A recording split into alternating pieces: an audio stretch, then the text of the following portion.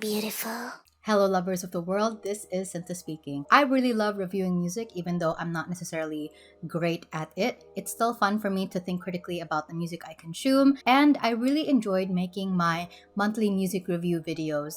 Except, obviously, as you can tell, I kind of hit a bit of a hiatus during the second half of 2023, and I still wanted to post and upload my thoughts and opinions of the music I had listened to for each month. I don't mind that I'm posting them even though it's not 2023 anymore. I really am pushing myself to get them out regardless. And it's mostly a series that is near and dear to my heart. So at this point, it's mostly for me and not really for anybody else. So I'm warning you now that the next couple of videos that I'll be posting on my channel will be these months that I missed during my hiatus. So July, August, September, October, November, and December. I do plan on posting some year-end lists, such as my favorite albums of 2023, my favorite K-pop songs of 2023, and other tier list rankings that I had planned during 2023 that I just have the chance to do so. But before I do all of that, I wanted to finish posting these monthly music reviews first. Now, if you've been following my monthly music reviews up until this point, you will definitely recognize this tier list. It's a bit chaotic if this is your first time seeing this. I've been using the same tier list for about 6 months, and I usually just add on the new stuff that I listen to in the same place because I wanted to keep everything in one place to make comparing things and ranking things a lot easier. It's also just nice to see everything kind of laid out. And usually I would explain the tier list and explain each ranking and what they mean. However, just to save myself some time and you as well as a viewer time, especially if you have been keeping up with my music reviews up until this point, I will skip that for now. And if you are a new viewer, you're more than welcome to go and watch any of the previous videos I've made from January to June. Without further ado, let's check out what I listened to in July. So this is definitely not in the order that I listened to them, by the way. This is kind of just like the order of which the images are thrown in. First, let's talk about Get Up by New Jeans. This is their second EP, and I gotta say, I was highly anticipating it. New Jeans is definitely one of the biggest K-pop groups right now, and I would be lying if I say I wasn't excited to hear what their new project has in store for us. They did release a couple of pre-release singles. So first they released New Jeans by New Jeans, which is funny. Then they released Super Shy, and then their title track is ETA. First, I thought New Jeans, the track, was fine. It has a catchy chorus. I thought personally that it was a very short and fleeting song that did not have a lot of substance for me to sink my own teeth into. But at the end of the day, I think it was a very good intro track to the EP and was a good introduction to New Jeans as a group. Then the second pre-release single, Super Shy, I thought was a lot more fun.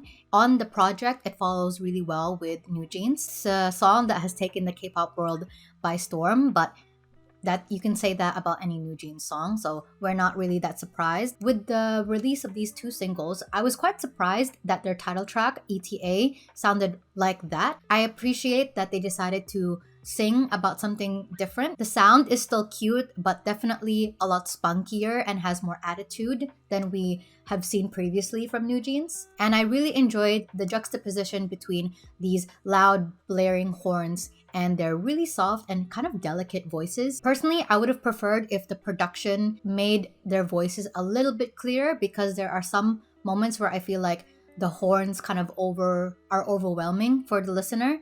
But regardless, I definitely really liked this title track. It definitely grew on me, and I can safely say that it's one of my favorite K-pop songs of the year. And then since there's only 3 other songs left in the EP, I might as well just talk about them. I didn't really like Cool With You.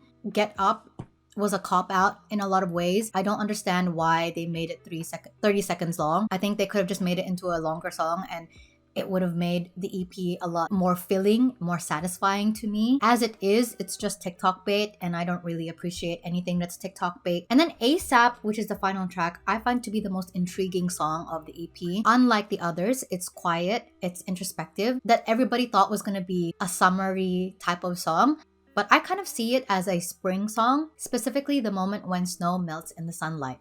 When I listen to it, I feel really at peace. Ultimately, it's an EP where they aimed for a very distinct sound that admittedly nobody else at that point in the genre was doing. In a way, it's a success in that aspect, kind of trailblazing this sound in K-pop. But for me as a project, I found it a bit underwhelming. I just wished it was a little bit longer.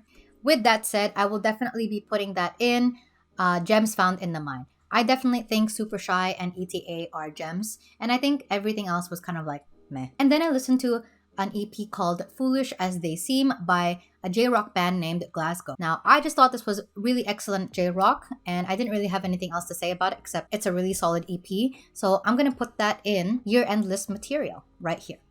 My favorite song is a track called Lost Music. Then I listened to ISTJ by NCT Dream, another K-pop group. Now, personally, I thought ISTJ was not a bad song. It's definitely a very interesting title track, but I don't know, it's not one of NCT Dream's more memorable ones. I completely forgot it existed after 2 weeks. However, Broken Melodies was a lot more of a memorable song, and I'm really grateful that they put it as a pre-release single. I think it really did a good job of drumming up hype for the album because they were able to show two very, very great sides of NCT Dream. Overall, as an album, it's a good collection of songs, but there's no overarching story, which is very typical of K-pop albums, and that's totally fine. So because of that, I'm gonna put it in French Toast. It's a good collection of songs, but I would have wanted something a little bit more cohesive. Then I listened to Version Up by the group Odd Eye Circle, who used to be a subunit of Luna and is now a subunit of Artemis. Now, if you follow K-pop in any way, you've probably heard of Luna, and maybe you've heard about the lawsuit that had gone on with their previous company, Blockberry Entertainment. And I won't get into the specifics of how the members have split up into different groups now, but I've been a big Luna fan for a long time, since 2017, specifically because of Girlfront. I think Girlfront is one of the best K-pop songs I've ever heard, and I don't think anything will ever replicate how I felt listening to that song for the first time in 2017. Which is why I have to admit I didn't love this EP as much as I loved their first one. Regardless, I still liked it a lot, and I actually really liked Air Force One. I think it's a great continuation of the sound that Odd Eye Circle themselves have sort of introduced to the genre. I really like the verses a lot, but I wish that the chorus didn't rely on onomatopoeia so much. So with that being said, I'm gonna put Version Up in Gems Found in the Mind. Next, I listened to The World Episode 2 Outlaw by ATEEZ, another K-pop boy. Even though I don't consistently follow ATEEZ, I definitely am impressed by a lot of their discography, and I definitely think that they're one of the groups that does noise pop the best, and this EP is a testament to that. This is an EP that overflows with charisma and energy, and I'd even go as far to say that this is one of the best K-pop EPs of the year. It's cohesive, it's got a great concept, it's well executed, and it's thoroughly impressive in its ability to hijack the senses. Now, that being said, this EP and a lot of ATEEZ's discography actually is not something I listen to regularly. It's a bit too masculine for my personal taste. Regardless, I will give this props for being a very consistent, cohesive EP. I'll put this in French Toast.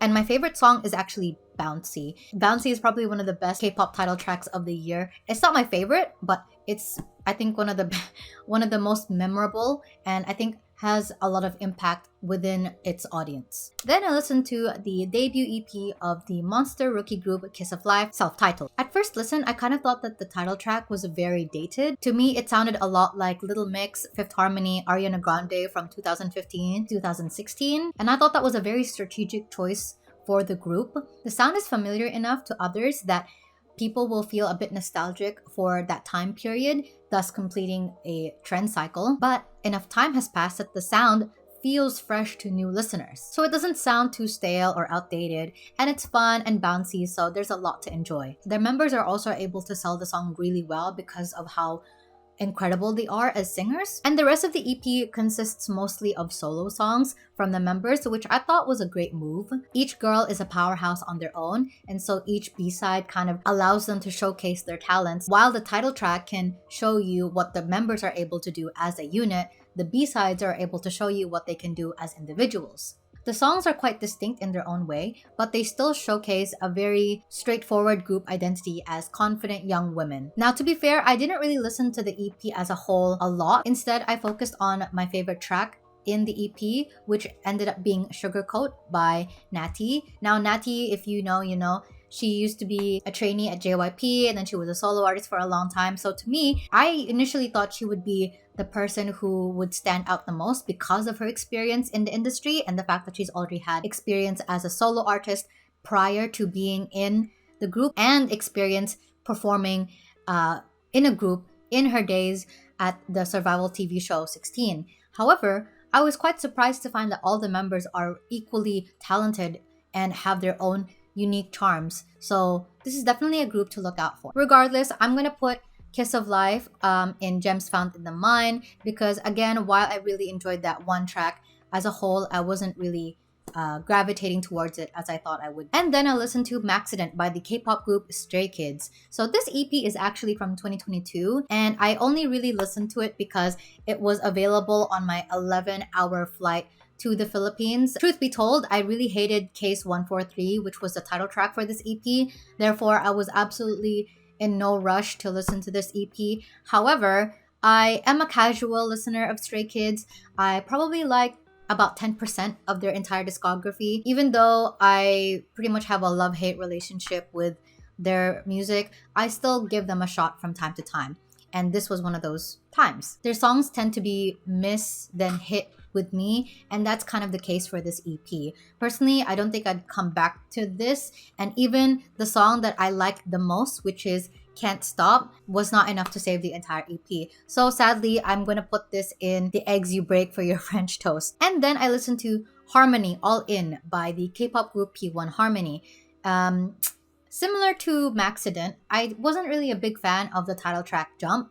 And so that's why I kind of kept procrastinating listening to this EP, even though I've had more luck with P1 Harmony's music than I had with Stray Kids. However, P1 Harmony was coming to Auckland and I bought tickets to their concert, which is why I was trying to listen to as much of their discography as I could prior to going to their concert. However, sadly, this EP was one of those misses for me. I really liked I Am You. It's definitely the best track of the EP, and I can totally see why they saved it for the last. The vocals are vocaling, the guitar strings are really warm and so luscious, and I think it just makes for a really great R&B song. However, it was not enough to save the entire EP. So I'm gonna put this in, well, I learned something new. And then I listened to Perfume, which is an EP by Do Jaejung, which is a subunit of the K-pop group NCT. Now, overall, I found this to be a very solid and very cohesive EP that knows exactly what it needs to accomplish and executes it with flying colors. Now, admittedly, there's nothing in it that particularly reinvents the wheel, which is why I'm putting this in French toast and not in, say, year-end list material. But it's just a very strong attempt at what it's trying to be, which is a gorgeously produced and well-sung R&B pop EP. The title track Perfume was definitely a hit with its audience. However, I really enjoyed the B-sides a lot more. And then finally, I listened to 10,000 Gecs by the eclectic band 100 Gecs. This is the second album from 100 Gecs, and it's just them doing what they do best, which is condensing all of their eclectic influences into something silly, goofy, but also aggressive and hard and fun. My favorite songs are Dumbest Girl Alive and Hollywood Baby. Sure, they're very basic picks because they are the fan favorites, judging from the responses from the crowd at their concert in July. So I enjoyed this so much, I'm gonna put this in year-end list material. There we go. And that's it for my list. Here it is in its full glory.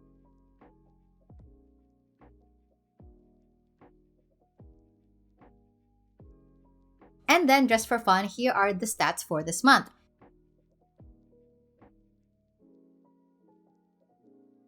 And then here is a pie chart of my listening activity of the year so far. Thank you so much for watching this video. If you enjoyed it, feel free to like. And if you want to watch my other upcoming music review videos, feel free to subscribe. All of my social media links are down in the description if you want to follow me there, as well as links to my Patreon and my Ko-fi if you want to support my work. Anyway, I'll see you guys soon with a video showing what I listened to in August. Bye-bye!